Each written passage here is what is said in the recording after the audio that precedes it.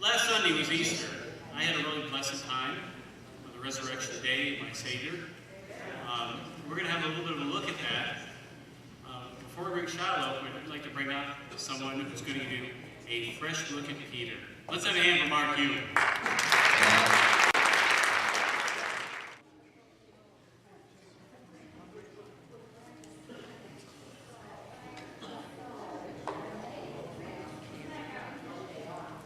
His last words to me were, "You're young now, and you go where you want to. But when you're old, you'll stretch out your hands just like I did, and folks will lead you where you don't want to go. So follow me." He said that right to me right here on the beach. Said that to me after the fact that he'd already stretched out his hands and died. My hands are still pretty rough. A lot of scars and calluses from hauling the nets. His hands were rough too the first time I shook him. He'd been working the wood with his daddy some 30 years. About as long as I've been doing this. See, I'm a Texas boy, born and bred. That means two things. We are loud and we are proud. And we ain't known quite so much for being smart as we are for being loyal. I've been a shrimper here on the coast of Galveston all my life, just like my daddy, and my daddy's daddy before him. It's all I ever done. I know these waters here in the Gulf better than I know the land. I figured it's all I'd ever do, and that'd be enough. But it ain't no more. I hung up the nets for good right after the biggest haul I ever got, thanks to Jesus. Anybody that knew the currents accurate was good enough for me. I shook his hand and I said, "You're my man." And he slapped me on the back and he said, "And you're mine." And that's when the trouble began. Seemed I couldn't ever quite get it right. Take, for instance, the time me and my boys were out in Galveston Bay. See, things had all changed since we took up with Jesus. The healings, the miracles, the crowds. We left Jesus on the shore to try to get away from the crowds for a while, head on up to Baytime. But we'd been bucking a strong headwind and a thunderstorm most of the night. When we see this yellow spirit kind of floating across the water and heading for us, we was all set to about jump ship when this ghost turned out to be Jesus in a rain slicker. He laughed too. And he started yelling, he said, "Hey, boys, how about showing some courage? I ain't even wearing my boots, y'all." Well, I never been one to mince words. So I rose up and I called out to him. I said, "You think you're so funny, Jesus? We got a brute pulse right here higher than these squalls. You think you're so high and mighty? I gotta walk right out there and get you." Well, he stops right where he is. And he says, "Come on, Pete." I done it again. Engaged my mouth before my brain. And all the guys are watching me to see if I was going to put my money where my mouth was. So I don't know if it was, I just locked my eyes on him and hit the water running. And I can't tell you if it was courage or stupidity, but I was doing it. Windsurfing without a board. Then a strange thought occurred to me. I can't swim. Never could. And I ain't even wearing a life jacket. And by now, I'm in it up to my neck screaming, "My God, save me!" And of course he did. And as I'm sitting there on the deck with him wrapping blankets around me, he looks down at me with my teeth shattered and he says, "Hey, Pete, you're all wet. Why such little faith?" I said, "Because I can swim about as good as a rock can float." And then he grins. And he took off his slicker and the storm immediately stopped and it got all still and quiet. It was eerie, the way he just glanced up at the sky and made it get so calm and still. Almost like he didn't want me to miss any of the words he spoke to me. And he looked down at me there shivering on the deck and he said, "Don't think about what you can't do, Pete. Think about what you can do. Never doubt me. I'll always be there. Well, like I say, I may not be much for smarts, but I am bloodhound loyal. And that incident did change my attitude towards the man a bit. After that, I swallowed my pride and even ate my own words. You see, I began to realize that he was the high and mighty. He as much as asked us one time who we thought he was. Some of the guys hemmed and hawed and said folks were calling him a prophet, and a psychic, and even a madman. But that ain't what he asked. He wanted to know who we thought he was. He wanted us to stand up and be counted.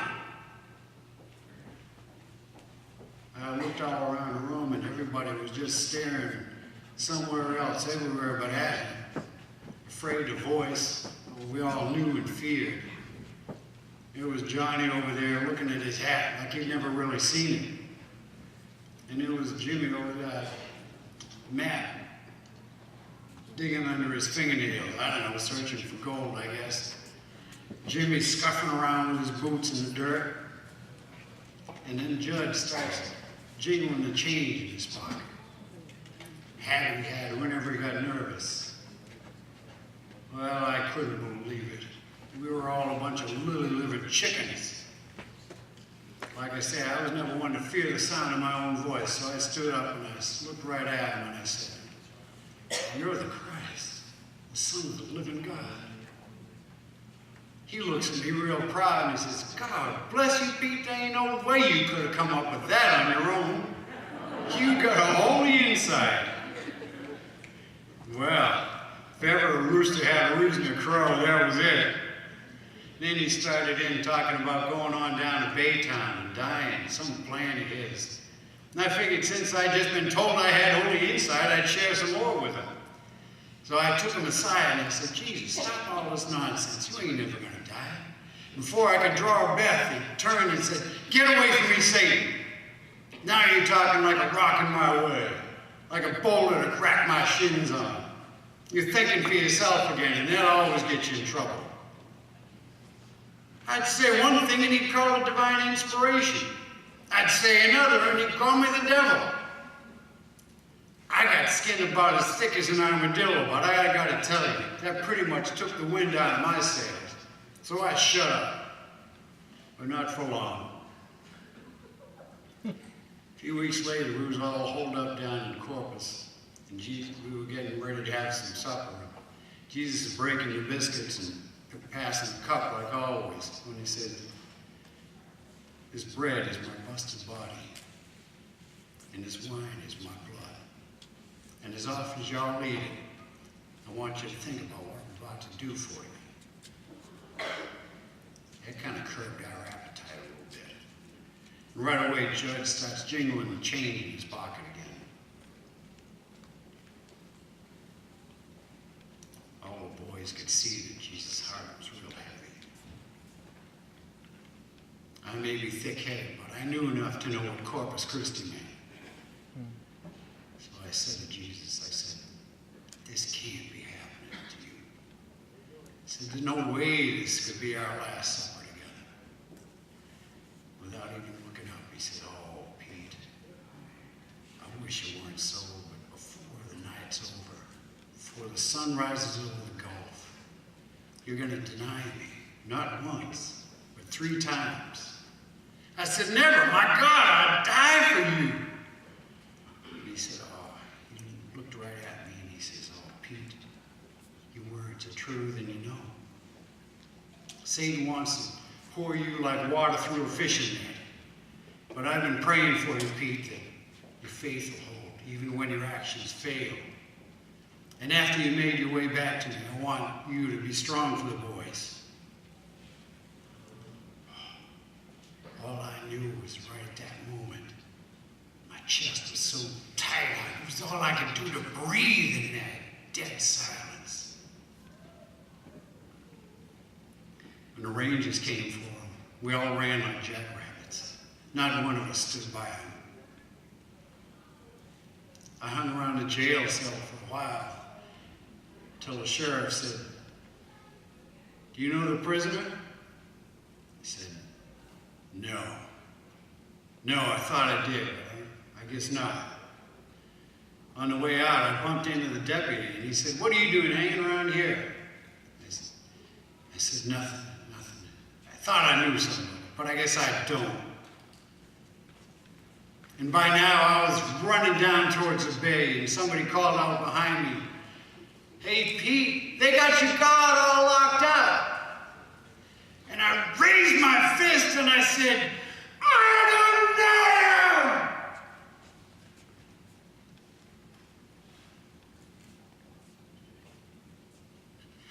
And I opened my eyes and saw my denial written across the bay in blazing scarlet, with a gaping hole in my chest where my heart used to be. See, I thought I knew my own heart, that I was a man of action. When it come right down to it, I had feet of clay. All my hopes had died with him. I knew I was done for. So I went back to the only thing I knew. Casting my nets out day after day, knowing I'd never catch what I lost. Then one morning, I heard a voice call out from the shores. "Hey, you boys, how about showing some courage, y'all?" I leapt overboard. I don't know if I waded, swam, or walked on water, but I made my way to him and I fell into his arms. He pulled me up and he says, "Pete, you're all wet again." "Come on, I got a fish fry for you and the boys up on the shore." So we all ate our fill. And Jesus took me aside and we walked down the beach a little ways and he says, "Pete, I gotta know something. Do you love me?" And I said, "I never meant to deny you, Lord." And he said, "Pete, I gotta know. Do you love me?" And I said, "I'm just a stupid fisherman, Lord, and sometimes my mouth gets me in trouble." And he says, "Pete, I really gotta know. Do you love me?"